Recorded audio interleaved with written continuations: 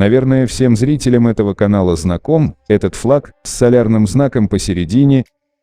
Несмотря на то, что он встречается по всему Кавказу, ингуши наглым образом присвоили его себе, утверждая, что это древний ингушский солярный знак, а все, что связано с ним, является ингушским.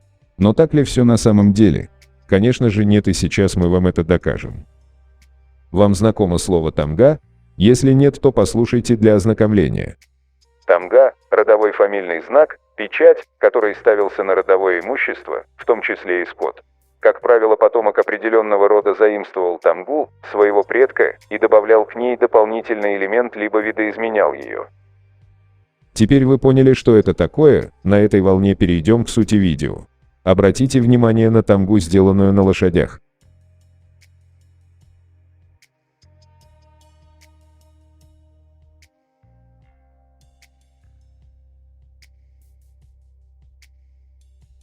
Данная тамга принадлежит княжеской кабардинской фамилии Толостановых.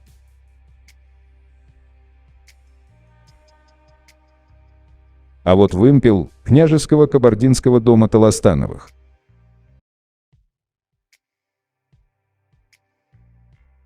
Ингуши, из-за того, что вы налепили эту тамгу на свой флаг, он не становится вашим.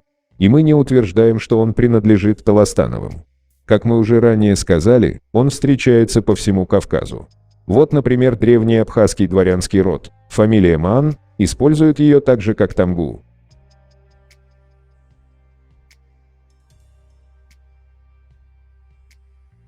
Напишите в комментариях, что вы думаете по этому поводу.